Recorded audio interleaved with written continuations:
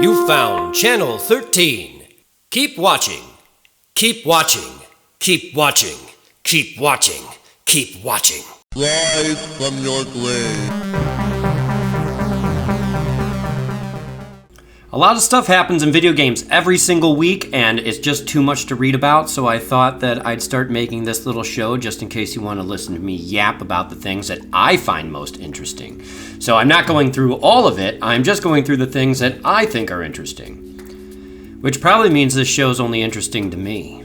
Anyways, today is the final day for Google's Stadia game service, their streaming service that they put out a few years ago that everyone ignored, and eventually they started giving out the service for free.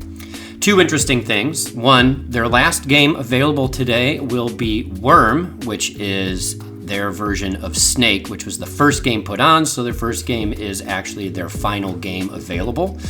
And more interesting to me is that they are developing Bluetooth controller support for the Stadia controllers, so you can connect it to any other platform that supports Bluetooth, such as your mobile games or your computer or whatever. I'm not sure if it'll be supported on any other console platform like PS5, Xbox, or Switch, but that's not really going to be up to them. That's going to be more the manufacturer of the console.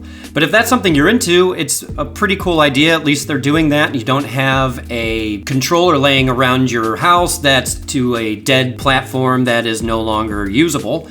So good for you, Google, for once. One good thing you did on this platform. Me personally, I'm not too excited about that. I never actually really liked that controller, even though it is the type of controller I prefer because it's got the two analog sticks at the bottom, like the form factor of PlayStation. I never really liked the diagonal one. I mean, it's fine, but I really prefer the PlayStation controller. So I probably will use it for things. It's just, I don't know. It never felt right in my hands. Nothing about the Stadia felt right. Just nothing at all. Thank you for refunding my money. I don't know what the hell I was thinking buying Baldur's Gate 3 pre-order or early access on that platform, but I was really wanting to play that game, and I wanted to test the Stadia, and I think I played it for 3 minutes before I went and bought it on another platform. So thanks again. Hey, where's that game? What's taking so long? Please don't screw it up like you did Dark Alliance. That game was horrible. How could you do that to Dark Alliance? Speaking of doing terrible things to Dungeons & Dragons, Wizards of the Coast, the corporate overlords of Dungeons & Dragons, whose corporate overlords are Hasbro, apparently had one of their internal memos leaked this week, and they were discussing the idea of altering their open game license for Dungeons & Dragons and then laying claim to materials or campaigns that were developed under the new open game license that they originally had with D&D. This means that if you create a campaign, you would become a licensee and they could start charging you royalties on that. Now, as far as I understand, they can't turn around on the OGL 1.0, as it's called, and start charging people for the last 30 years, even though I'm sure they'd love to. However, this is sure to stifle creativity and also hurt their image with their current fans, though I don't think they care about that. However, this of course caused major backlash with all of the fans, me included, and people started canceling their D&D Beyond accounts en masse. They lost millions of dollars in revenue because everyone started canceling the online subscription service. WOTC rolled back their ideas pretty quickly, but then announced that they might be just charging $30 a month for their D&D Beyond service. Yeah, that'll bring people back. Hey, maybe it wasn't a good idea to bring in a former tobacco company executive to run your, ostensibly toy company.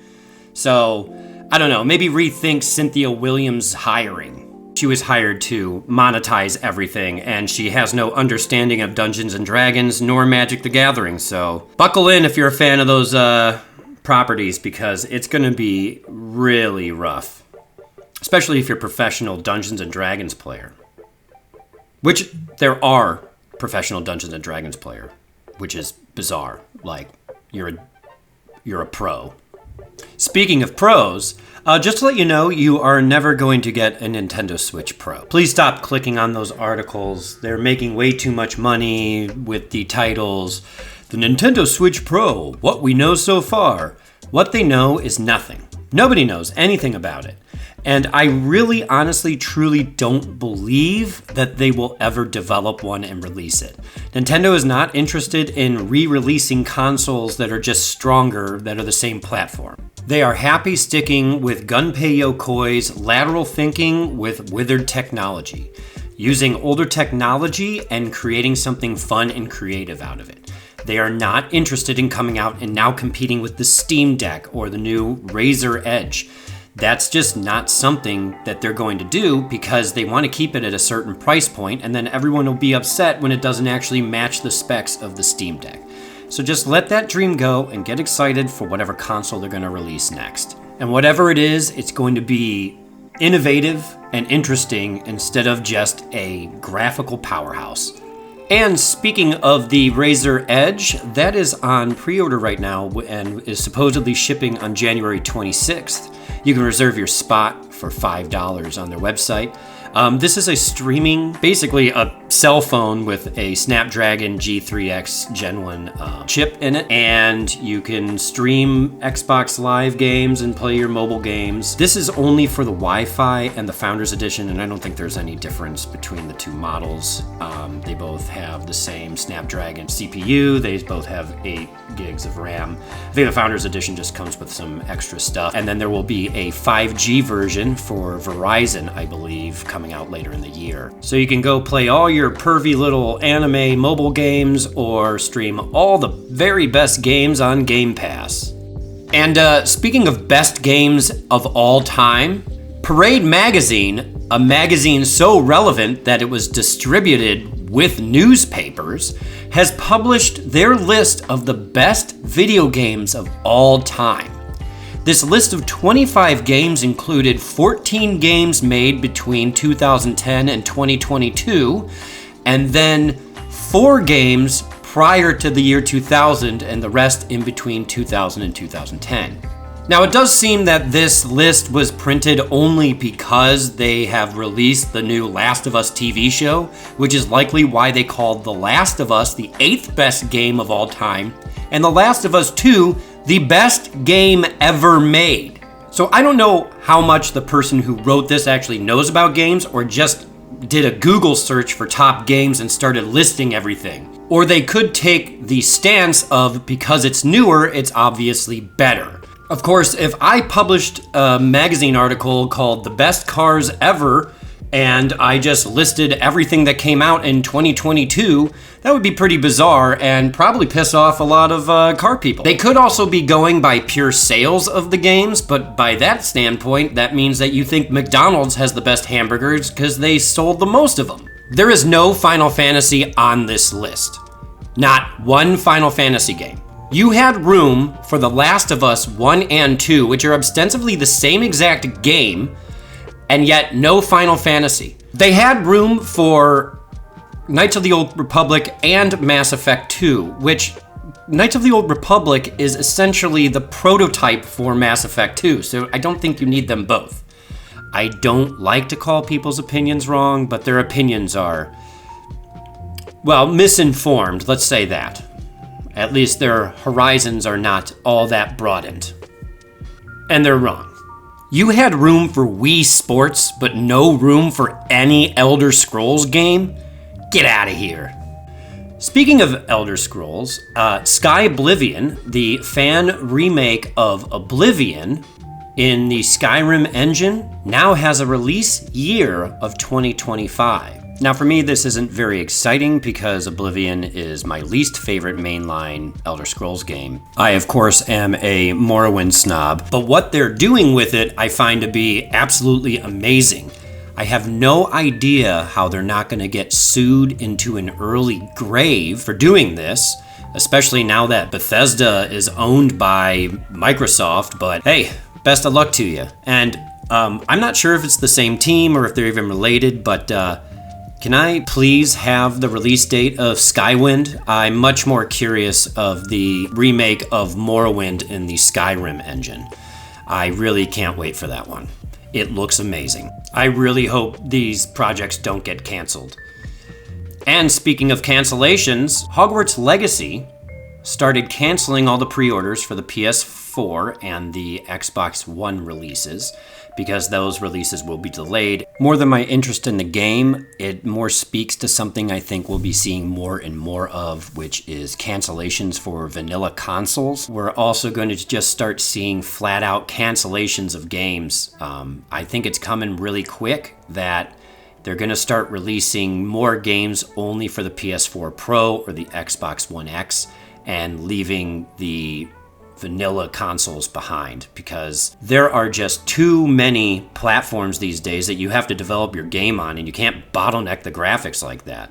The standard console hardware is now 10 years old this year. They were both released in November of 2013, so we're going to start seeing a lot more cancellations and shrugging of the shoulders or just releasing subpar games because they don't want to support this older hardware.